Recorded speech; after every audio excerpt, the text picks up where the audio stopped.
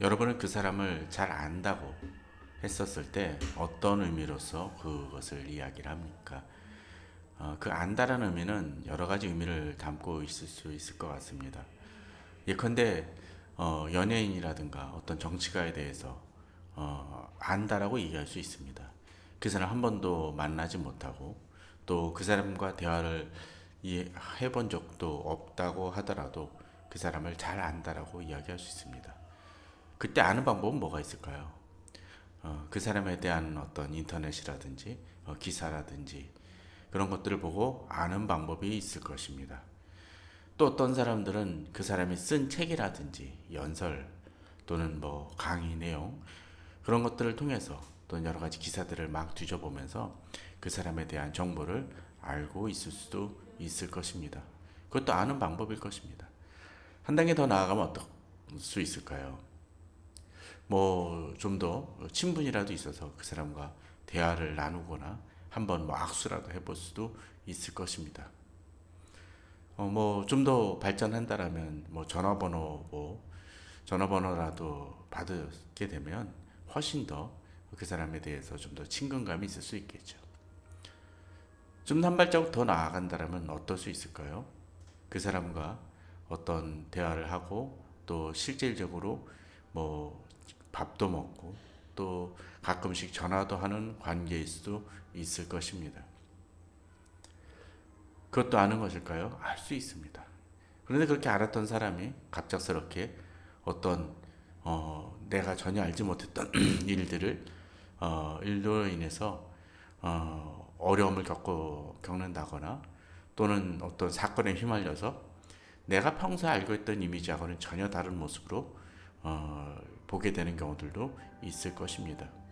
또 어떤 경우는 그 사람에게 어떤 사건이 어, 벌어진다 할지라도 그 사람에 대해서 알기 때문에 그 사람을 믿고 의지하며 또 그 사람이 절대 그럴 리 없다라고 이야기하는 그런 인간관계도 있을 것입니다. 여러분은 정말로 그런 깊은 관계의 인간관계를 가진 사람이 있습니까? 저는 기본적으로 가족이라든지 또는 좀 더 깊게 들어가서 부부 관계에 있어서도 바로 그런 것들이 되어져야 된다고 생각이 되어집니다. 또 가족이나 부부 관계는 아니라 할지라도 부부는 아니라 할지라도 친구들에게 있어서 친구들이 그런 친구가 있다면 더 좋은 관계이겠죠. 저는 좀 더 발전적으로는 교회 공동체도 그러해야 된다라고 생각이 되어집니다. 요새는 많이 신방이 사라지고 특별히 코로나로 인해서 여러 가지 모임들도 많이 힘든 상황이지만 비록 그런 어렵고 힘든 상황이지만 사실 깊은 관계로 나아가는 것은 참 중요한 부분이라고 생각이 되어집니다. 어, 그런 것을 극복해서 좀 더 깊은 관계로 나아가고 좋은 관계를 맺을 때 우리는 좋은 사람들을 만나고 또 그런 관계들을 통해서 내 자신이 더욱더 발전되고 되어지고 위로를 받을 수 있을 것 같습니다. 오늘 본문의 시편 19편은 이제 하나님을 알아가는 법에 대해서 이야기해 주고 있습니다. 우리들은 하나님을 안다라고 이야기를 하지만 실질적으로 하나님을 얼마나 알아가고 있는지 또 그 하나님을 안다는 것이 내게 어떤 의미를 지니고 있는지 잘 모를 때가 있습니다. 피상적으로 이해할 때가 많이 있죠. 오늘 본문은 바로 하나님을 알아가는 법이 무엇인지 또 안다는 의미는 무엇인지를 보여주고 있습니다. 10편 19편을 보게 되면 1절에서 14절 짧은 구절입니다. 근데 먼저 1절에서 6절 그리고 7절에서 14절 내용은 좀 상당한 차이를 지니고 있습니다. 서로 다른 내용인 것처럼 보여지기도 합니다. 마치 시편 19편의 7절에서 14절은 시편 119편의 어떤 축약판처럼 보여지기도 합니다. 그에 반해서 시편 19편 1절에서 6절 말씀은 하나님의 영광에 대해서 이야기를 합니다. 1절에 보면 하늘이 하나님의 영광을 선포하고 궁창이 그의 손으로 하신 일을 나타내는 도다라고 되어 있습니다. 여기서 보게 되면 이 세상이 하나님의 영광을 드러내고 또 그 이 세상을 바라볼 때마다 자세히 바라본다라면 하나님이 어떤 분인지를 느끼게 된다는 것입니다. 얼마 전 어떤 친구가 저쪽 제주에서 좀 높은 곳에서 제주의 전경을 찍은 사진을 카톡으로 보내줬습니다. 그런데 그 제주의 그 환경이 너무나 아름답더라고요. 하늘 모습에 또 그리고 이제 수평선이 보이고 또 여러 가지 건물들 또 여러 가지 거기에 여러 가지 나무들이 곳곳에 있는 그런 모습들이 한꺼번에 담긴 사진을 보면서 참 감탄이 금하지 않을 수 없었습니다. 그것을 보면 어떤데 그런 사진들을 보게 되면 이 세상이 어떻게 만들어졌을까, 어떻게 형성되어졌을까라는 생각을 해봅니다.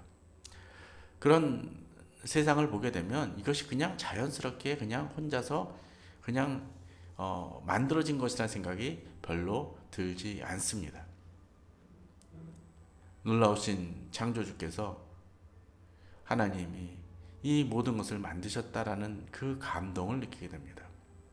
아니, 하나님을 믿지 않는 사람이라 할지라도 이 세상 만물을 보게 되면 특별히 이렇게 자연 환경이라든지 또 자연의 어떤 태풍이 몰아온다든가 막 하늘이 갑자기 시꺼매지는 그런 모습들을 통해서 사람들은 그저 무언가가 어떤 신이 어떤 존재가 이 세상을 만들고 다스리고 있는 것이구나라는 것을 느낄 때가 있습니다. 그러게 2절에서는 날은 날에게 말하고 밤은 밤에게 지식을 전한다라고 되어 있습니다. 그렇습니다. 이 세상 모든 만물을 그냥 보는 것만으로도 우리는 창조주께서 계시구나, 창조주가 이 세상을 만들고 다스리고 계시구나라는 것들을 느끼곤 합니다. 3절은 또한 그렇게 얘기합니다. 언어도 없고 말씀도 없으며 들리는 소리도 없으나라고 되어 있습니다. 이 세상이 또는 천지가 하나님의 영광을 노래한다고 해서 우리가 그 소리를 들을 수 있는 것은 아닙니다. 어떤 언어로서 하나님이 이 세상을 만드셨다라고 그들이 우리가 들을 수 있는 언어로 선포하는 것도 아닙니다. 그래서 어떻게 느낍니까?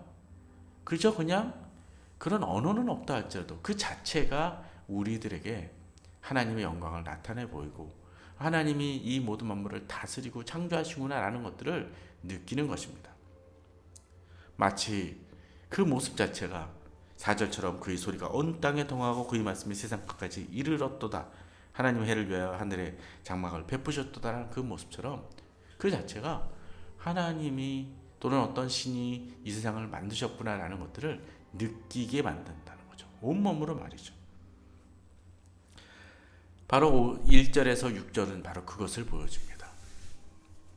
이 자연 만물 자체가 하나님이 존재하신다라는 것을 증거한다는 거죠. 물론 그 모습을 보고 어떤 사람들은 그냥 자연스럽게 되어졌다라고만 말하는 사람들도 있을지 모릅니다. 그러나 이 세상은 하나님이 계심을 우리에게 보여주는 또 하나의 증거이기도 합니다. 그런데 마치 우리가 아까 얘기했던 것처럼 어떤 정치가에 대해서 안다라고 얘기를 했었을 때 그 정치가가 행하는 어떤 사건이라든지 그냥 사진 정도 보고서는 안다라고 그 사람 나 알아, 그 사람 이름 알아라는 정도로만 우리가 이야기할 수 있습니다. 또는 더 추상적으로 그 사람 정치가던가 이름은 잘 모르겠는데 그렇게 얘기할 수도 있을 것입니다. 그러나 그 안다는 것은 별로 의미 없는 것일 것입니다. 나하고는 별로 관계없는, 비록 내가 안다고는 하지만 별로 관계없고 의미 없는 것처럼 비춰질 것입니다. 그런데 이제 한 걸음 더 나아가야 됨을 오늘 본문은 보여줍니다. 1절에서 6절이 이 세상 만물을 통해서 보여주는 것을 신학적 용어로 일반 계시라고 얘기를 합니다. 그런데 이제 두 번째 계시가 있습니다. 7절에서 14절에서는 바로 특별 계시라는 것을 우리들에게 보여줍니다. 7절은 그렇게 얘기하죠. 여호와의 법은 완전하여 영혼을 소송시키며 여호와의 증거는 확실하여 우둔한 자를 지혜롭게 하며. 또 8절에서 교훈, 계명, 또 9절에서 도, 또 법이라고 이야기를 합니다. 이것들을 통틀어서 얘기하면, 종합적으로 얘기하면 뭐라고 얘기할 수 있습니까? 바로 하나님의 말씀입니다. 하나님은 이 자연 만물을 통해서도 우리에게 말씀하시지만, 당신이 어떤 분인지를 보여주시긴 하지만, 이제도 보다 분명하게 말씀으로써 우리들에게 가르쳐 주십니다. 마치 세상 만물을 통해서 앞서 제가 얘기를 들었던 것처럼 그 누군가가, 어느 존재인가가 이 세상을 만들었다라고 느끼는 것을 통해서 하나님이 계시다는 것을 느끼지만, 그것 자체가 하나님이 어떤 분인지를 분명하게 보여주진 않습니다. 또 그러한 하나님이, 그런 존재가 내게 어떤 의미를 지니고 있는지를 보여주지도 않습니다. 단지 정말 경외할 분, 두려운 분, 그 정도로만 인식을 줄 뿐이죠. 그러나 이제 한 걸음 더 나아갑니다. 앞서 어느 사람에 대해서 알기 위해서는 어떤 작업들이 필요합니까? 대화가 필요할 수 있고, 또 그 사람이 쓴 책 같은 것들을 통해서 이 사람에 대해서 알아가는 방법이 있을 수 있습니다. 그런 것처럼 오늘 본문은 바로 그것을 보여줍니다. 하나님의 말씀이 하나님이 어떤 분이시고 나에게 어떤 의미를 지니고 있는지를 보여준다는 거죠. 먼저 7절에 보게 되면 이렇게 나옵니다. 여호와의 율법은 완전하여 영혼을 소성시키며 라고 되어 있습니다. 그렇습니다. 이 세상 모든 만물을 다스리시는 그냥 하나님이라면 나와는 무관할 수 있습니다. 그냥 하나님이 이 세상 모든 만물을 주관하시니까 그 속에서 내가 그냥 살아갈 수는 있을지 모릅니다. 그러나 하나님의 말씀은, 하나님은 우리들에게 한 걸음 더 나아가게 하십니다. 무엇입니까? 영혼을 소성시키신다고 되어 있습니다. 그렇습니다. 이 세상 모든 만물을 다스리시는 하나님은 그저 내가 그냥 이 세상에서 존재할 수 있을 정도가 아니라 나의 영혼을 책임지시고 생명을 불어넣으시는 하나님이라는 것입니다. 그렇게 하나님을 알아간다라는 것은, 또 안다라는 것은 그저 그냥 어느 유명인을 아는 정도가 아니라 그 사람과 내가 직접적인 관계를 맺을 때, 야, 정말 친분이 있구나, 안다라고 이야기할 수 있는 것처럼 하나님은 나를 바로 내 영혼을 책임지시고 소성시키시는 분이라는 겁니다. 또 하나님은 정말로 우리에게 지혜를 주시는 분입니다. 세상에 여러 학식이라든지 학문이라든지 여러 가지 지혜가 있을 수 있습니다. 그러나 그런 것들을 통해서 우리들이 많은 것을 알고 있는 것처럼 비춰질지 모르지만, 진정으로 그 지혜가 지혜되게 만드는 것은 어떤 것입니까? 바로 하나님의 말씀을 통해서 우리가 진정으로 지혜롭게 된다는 것입니다. 하나님을 알기 전에는 어떤 사람입니까? 우둔한 자일 수밖에 없습니다.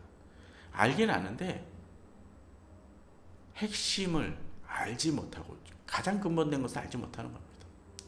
마치 도서관에 책이 잔뜩 쌓여있고 그것을 막 읽겨 나가지만 그 책들이 어떤 의미를 지니고 있는지, 그것이 종합적으로 어떤 내게 증거를 보여주는지를 모르고 읽고 있다면 그 사람이 책 읽는 것은 아무 의미 없을 것입니다.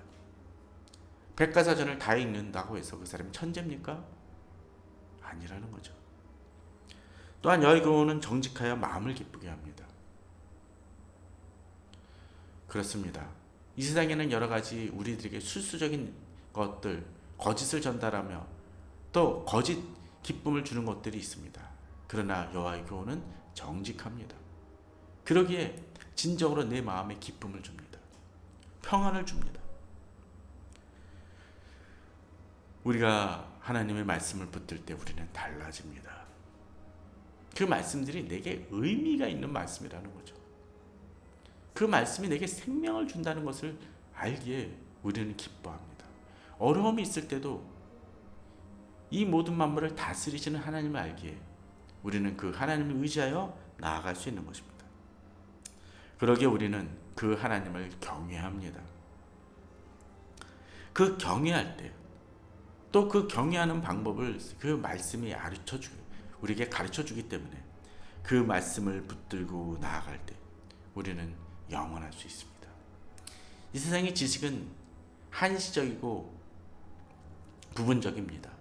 그러나 하나님을 경외하고 그 하나님을 경외하는 말씀을 붙들 때 우리는 영원으로 나아갈 수 있습니다. 그런 하나님의 말씀을 붙드는 사람, 그 하나님이 말씀이 무엇인지 아는 사람은, 그 하나님의 말씀의 가치를 아는 사람은 바로 10절처럼 금 곧 많은 순금보다 더 사모할 것이며 꿀과 송이 꿀보다 더 달도다라고 고백하게 됩니다. 그렇죠. 그저 세련된 설교 말씀이 아니라 말씀 자체로서 우리는 기쁨을 누립니다. 말씀 자체를 통해서 우리는 힘을 얻습니다. 말씀의 가치를 알기 때문에 세상 모든 지혜보다도 그 말씀이 얼마나 우리에게 소중하고 귀한 것인지를 깨닫게 된다는 것이죠. 그러기에 그 말씀을 읽고 사모합니다. 배워가기를 귀중히 여기고 가치 있게 여기는 것이죠.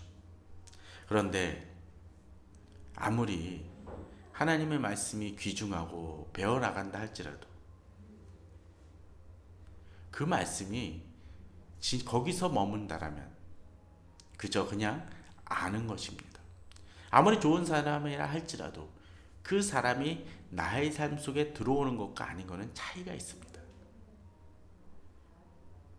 마치 나의 여러 가지 문제를 해결해 줄 수 있는 어떤 정말 유력 인사를 안다고 칩시다. 그 사람한테 전화 걸면 이제 나의 문제, 여러 가지 어떤 것이 경제적인 문제든 또는 여러 가지 심적인 문제든 해결해 줄 수 있는데 내가 그 사람과 만나는 것을 꺼리거나 그 사람에게 내 모든 것을 내어놓는 것을 탐탁치 않게 여긴다라면 절대 문제는 해결되지 않을 것입니다. 하나님과의 관계에 있어서도 마찬가지입니다. 오늘 11절을 보게 되면 그렇게 얘기합니다. 또 주의정 이것으로 경고를 받고 이것을 지킴으로 상이 크니이다. 이 사람은 어떻습니까? 말씀을 아는 것만이 아니라 정말 그것이 꿀처럼 단다라면 방법은 뭡니까? 먹어야 됩니다. 또 정말로 이쪽 길이 아니라 이쪽 길로 가야 된다고 하나님의 말씀을 알려주고 있다라면 저쪽은 죽음의 길이고 이쪽은 생명 길이라고 알려주고 있다라면 방법은 뭡니까? 아는 것만으로는 우리에게 도움이 되지 않는다는 겁니다. 아는 것 자체는 귀하지만 그것 자체로는 나의 삶이 변화되지 않습니다. 진정한 변화는 무엇입니까? 지킬 때 이루어집니다. 어떤 약이 있었을 때 그 약이 나의 불치병을 해결해 줄 때 그 약을 찾아내는 것도 중요하지만 그 약을 먹어야 병은 낫습니다. 어떤 것을 행하면 내게 무엇을 준다라고 얘기를 한다라면 그것을 행함을 통해서 내가 얻을 수 있습니다. 바로 본문은 그렇게 얘기합니다. 이것을 지킴으로 상이 크니이다라고 되어 있습니다. 그렇게 말씀을 우리에게 배워나갈 때 우리는 어떨까요? 그것을 배워나갈 때 우리는 내가 이 부분에 대해서 잘못하고 있구나라는 것들을 깨닫기도 합니다. 말씀을 배워나갈 때 우리는 내가 어떻게 살아가고 있는지 또는 어떤 부분에서 잘못 살아가고 있는지를 깨닫습니다. 종종 신앙생활 열심히 한 사람들 중에 말씀을 제대로 읽지 않는 사람들이 있습니다. 그 말씀을 읽어나가면 될 때 내가 신앙생활이 이런 부분이 문제가 있구나, 하나님을 잘못 알고 있구나 라는 것들을 깨닫게 됩니다. 말씀은 그런 역할을 합니다. 또 그 말씀을 실천해 나갈 때 나의 삶이 변화되어집니다. 마치 운전 교습에 관한 책을 열심히 읽지만 운전을 실제로 하지 않는 사람이 있다면 그 사람은 운전 실력이 늘 수 없습니다. 운전을 배워 나가면서 고쳐 나가야 될 부분을 실질적으로 고쳐 나가야 된다는 거죠.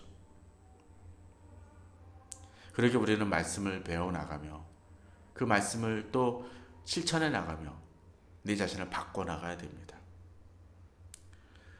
어떤 때 우리가 그렇게 행해 나가면서 또 욕심도 있을 수 있습니다. 세상에 이렇게 살아가면 좀 더 쉬울 것 같은데라고, 이렇게 하면 좀 더 빠르게 갈 것 같은데, 좀 더 당장 뭔가를 얻을 것 같은데라는 생각이 들 수도 있을지 모릅니다. 그럴 때 우리는 말씀을 통해서 넘어지지 않도록 다시 깨어나야 됩니다. 13절에서 그렇게 얘기합니다. 또 주인에게 고의로 죄를 짓지 말게 하사 그제가 나를 주장하지 말게 못하게 하소서. 그리하면 내가 정직하여 큰 죄가에서 벗어나겠나이다라고 합니다. 그렇죠. 말씀을 통해서 나의 문제를 깨닫고 내가 혹시라도 욕심으로 인해서